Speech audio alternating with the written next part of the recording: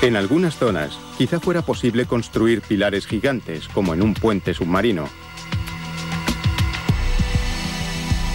Pero no en el Atlántico. Se necesitarían miles y miles de torres, algunas de ellas de varios kilómetros de altura, cientos de veces más altas que los pilares de los puentes actuales. Los propios pilares serían un proyecto de construcción de más envergadura que el túnel. Otra opción sería sostener el puente desde arriba. Enormes pontones flotantes mantendrían el túnel en posición desde la superficie. Pero no aquí, donde los pontones estarían sometidos a las violentas condiciones climáticas del Atlántico. Y lo peor es que la poderosa corriente del Golfo atraviesa el Atlántico de una orilla a otra. Una corriente submarina que mueve diariamente 100 veces más agua que el Nilo, el Amazonas, el Mississippi y el río Yangtze juntos.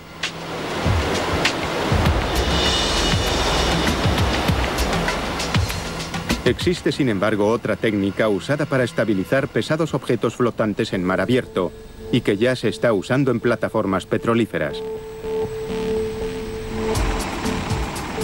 A 160 kilómetros de la costa de Noruega, en el Mar del Norte, la plataforma petrolífera Heidrun está sometida a las fuertes corrientes submarinas y, sin embargo, lleva casi una década sin moverse de su sitio. A principios de los 90, se construyó la plataforma en un astillero y se llevó flotando a alta mar. Las anteriores plataformas petrolíferas de hormigón podían descansar sobre el lecho marino en aguas relativamente poco profundas. Pero en las aguas profundas del Mar del Norte, los ingenieros tuvieron que idear algo nuevo.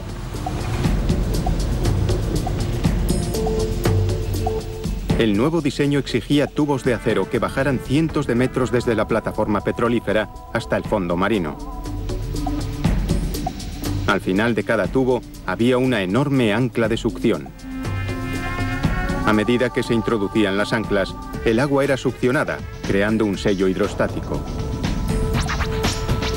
Las anclas hacen la suficiente fuerza como para mantener la plataforma de 330.000 toneladas en su sitio. Además, la plataforma puede ser trasladada fácilmente a un nuevo lugar simplemente liberando presión en las anclas.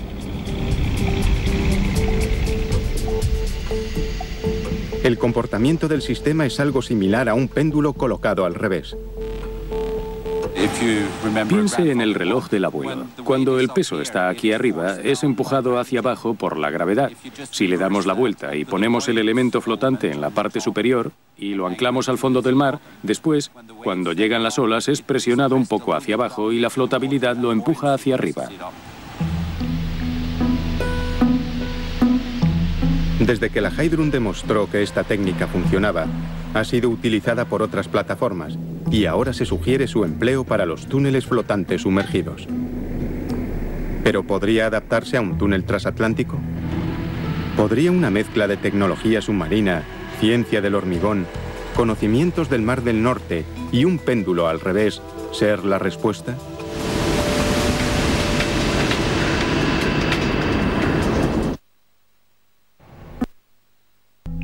Si viajar de Nueva York a París a unos 8.000 kilómetros por hora por un túnel submarino que atraviese el Atlántico llega algún día a hacerse realidad, importantes obstáculos científicos y tecnológicos deben ser superados.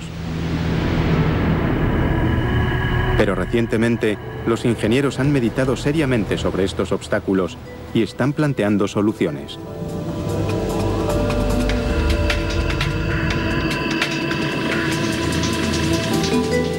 Creen que la profundidad ideal para un túnel flotante sumergido sería de unos 100 metros.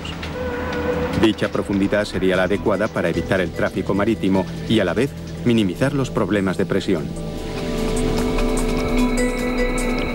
Cables de acero que llegarían al lecho marino mantendrían el túnel en su sitio.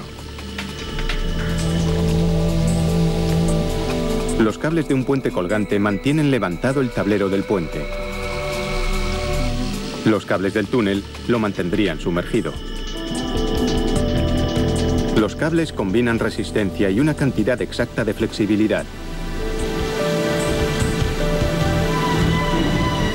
El túnel tendría que balancearse solo un poco para absorber la energía de las corrientes submarinas o la inevitable colisión con un gran animal marino, o quizás algo peor.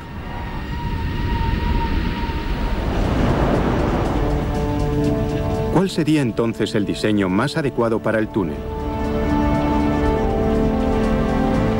Los ingenieros creen ahora que se construiría con 54.000 secciones de hormigón prefabricadas.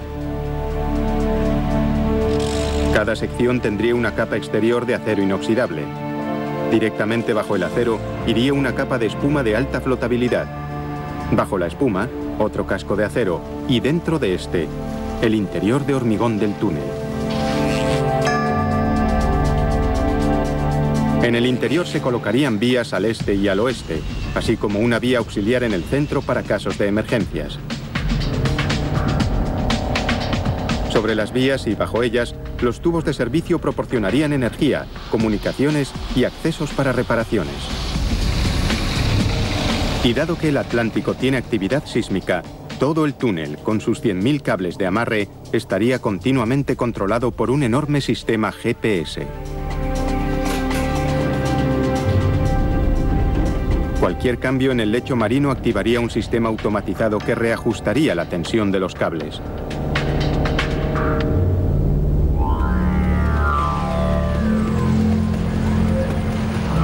Si se llega a construir, el túnel transatlántico será uno de los proyectos de construcción más grandes, complejos y caros de la historia.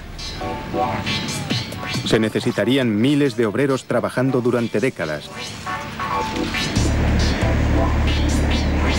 sometidos a unas de las condiciones meteorológicas más duras del planeta, sobre todo en alta mar, donde los equipos especializados se sumergirían para acoplar y amarrar cada una de las 54.000 secciones del túnel.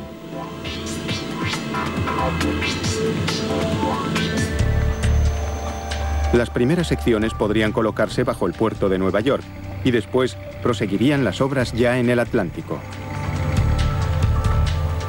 Los obreros vivirían en plataformas flotantes que los trasladarían por el mar.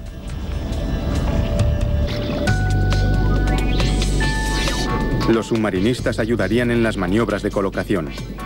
Pero sujetar los amarres al lecho marino solo podrían hacerlo los vehículos sumergibles, ya que ningún submarinista podría soportar la presión a tal profundidad.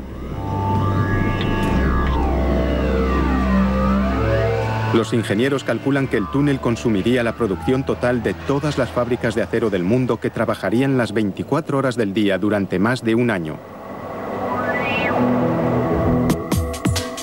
Lo que, por supuesto, plantea otro problema más. El coste de este túnel sería de billones, quizá decenas de billones de euros. De hecho, el coste sobrepasaría el Producto Nacional Bruto de un gran número de países.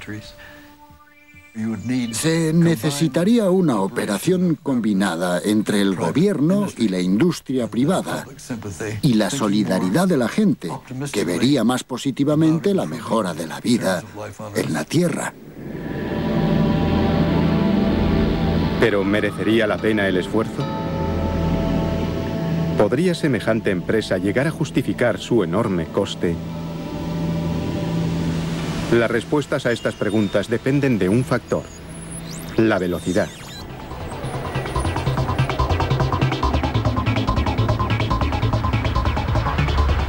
A principios del siglo pasado, la forma más rápida de atravesar el Atlántico era en barco.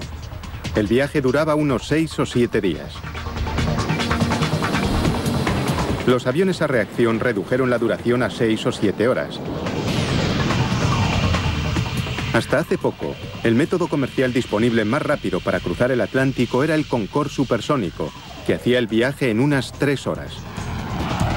Ahora que el Concorde ha sido retirado, las únicas opciones de aviación que quedan son subsónicas. ¿Un tren supersónico? Quizás sí, si fuera eléctrico.